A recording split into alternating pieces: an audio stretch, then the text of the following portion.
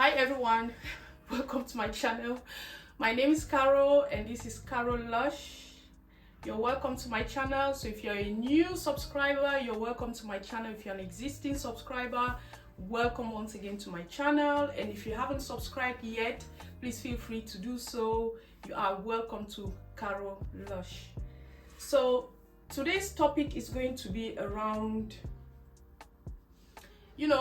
first of all, you know that here we talk about all things small side hustle, all things small business, all things making money on the side. You've got a full-time job, side hustle on the side, you've got a main job, business on the side. So here we talk about all things small business, big business, however you want to call it.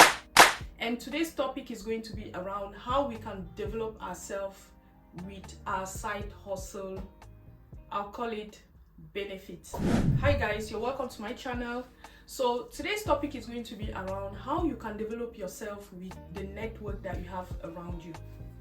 Because I think for a lot of people who work from home doing side hustles like hair braiding, nails, baking or bakery, fashion design, a lot of people do this small side hustle might not be aware that they've got a gold mine in their hand when it comes to network, because they are in contact with a lot of people and they might not really think, or that might not really cross their mind to kind of utilize that contact that they have in their hands to develop themselves to their own benefit. So it's not just about the business, but it's also about self-development.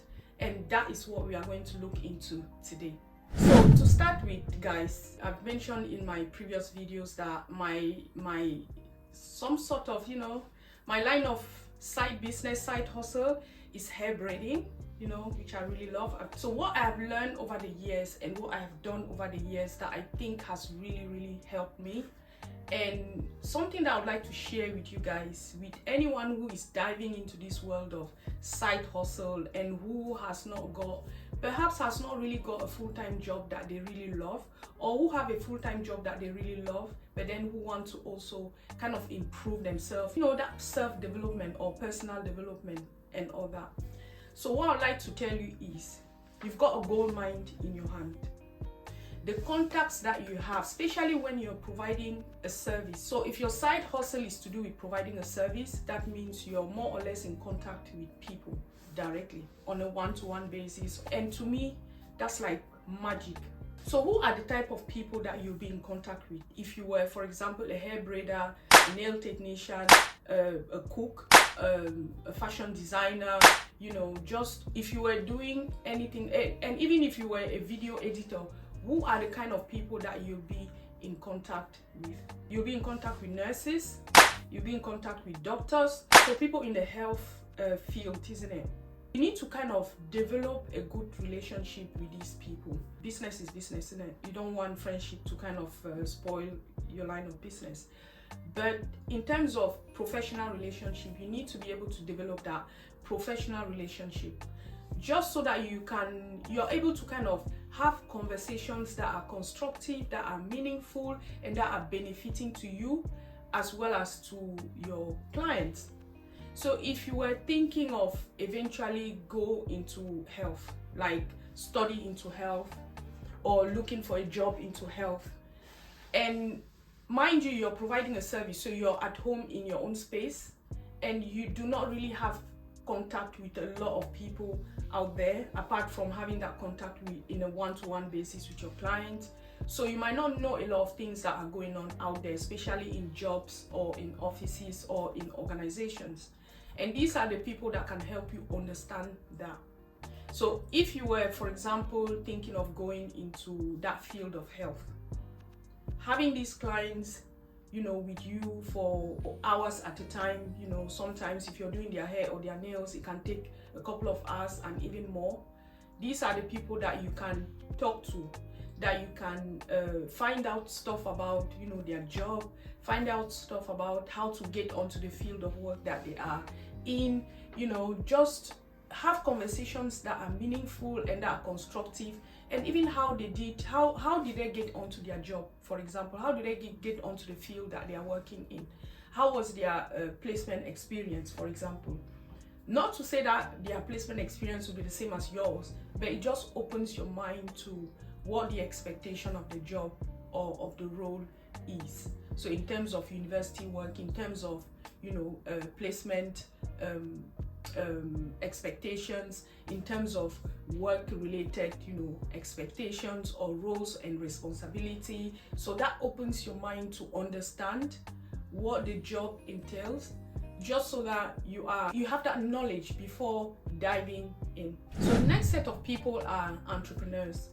So you'll also meet entrepreneurs like you might be doing different things that are not even related to what you are currently doing, or services that you're offering.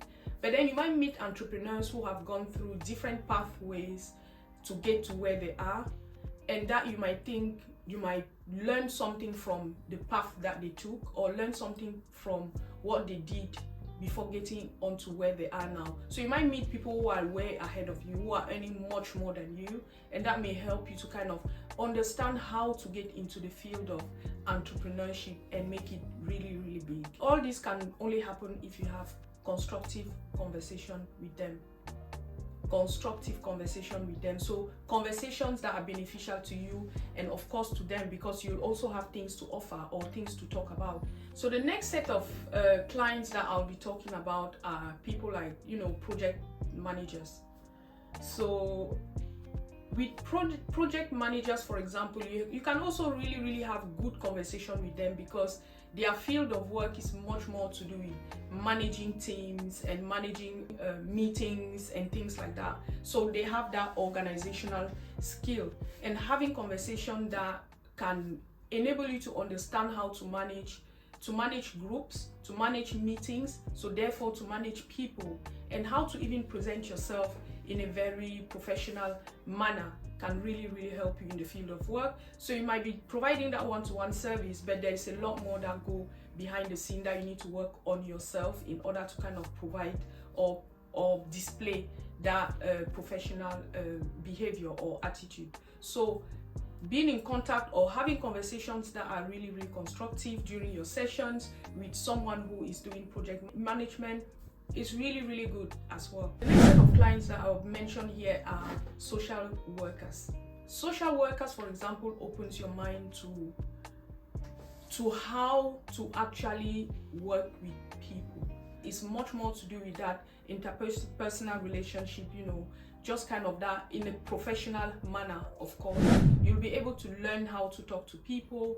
You'll be able to learn how to even set your boundaries. You'll be able to really understand even how to get onto that field if that's what you'd like to do in the future, or what are the demands of the work itself. Because sometimes people go to uni, study something that they might not really understand deep down how demanding that may be. But then having someone who is maybe like a social worker or anyone in the field that I listed can open your mind to understand how demanding the role or the job that you aspire to do in the future may be. And that's why all these sessions that you spend with your client are sessions that are, to me, they are like a gold mine, and I think you should also take them like that. So have conversations that are constructive, that build you up as a person, that improves you as a person, that enables you to develop yourself, that opens your mind to a lot of things that are going on out there and that are really meaningful. So the next set of clients that I'll talk about here are clients who are in marketing. Guys, if you're someone who was not really, tech savvy, or who is not really into social media, or who do not really understand all these Instagram and Facebook, how all this happens, if you have clients who are in marketing, have discussions that are meaningful and that will help build your business. That will help build your approach to working with your clients, because ultimately if you're doing business, then you need to be doing some sort of marketing, and they'll help you do that. Conversations and advice or discussions that enables you to open your mind and understand their field of work, and understand how important it is, for example, to use things like Canva to make your thumbnails, to use things like Canva to edit your reels or your shorts. Yeah, so having someone like that enables you to understand all that, and even how to really present yourself on social media, or what to do, or which platforms to be on. So by having all those conversations when you're doing a client's hair is really, really meaningful. And guys, the next set of clients that you'll have on your list are students. And guess what? If you were someone who wanted to kind of further their education and study something at uni or even in college or distance learning, someone who is currently studying will be the best person to make you understand or to give you advice related to university life or to distance learning life or even to college life, because they are there, they know what is going on, they can better advise you on what the expectations are, how intense the coursework may be, or how difficult sometimes exams may be. Not that you'll find exams difficult, but just to kind of put you in that mindset of you understanding how things may be. They may be easy for you, but then they may also be difficult. So it's about how much work you put in as well. So these are people that you can network with. So if you're doing hair braiding, for example, you do not have to limit yourself at having a network of hair braiders. You can always have a network of people who are not in your field, but you know what you may benefit from them, and they may also benefit from you, because I guess you'll have life experience as well to share with them, or you may have done other jobs before that may enable you to understand a few things, and therefore during your conversations you may be able to, you know, advise them as well, or even not just advise but contribute to the conversation. So by having all these network of people is really, really beneficial, and I would advise that you please make good use of them, because they are a gold mine at your reach. So guys, thank you so much for staying this long. And just for a quick recap, so on your list of clients you'll have people like, you know, nurses, doctors, social workers, pharmacists, what else, carers, students, people who work in marketing, in project management, teachers as well. That's more or less the type of clients that will be contacting you, and you'll even have much more than that. Thank you guys for watching. If you're new here, please feel free to subscribe. If you're an existing subscriber, thank you for coming back, and thank you for the trust. I'll see you next time. Bye.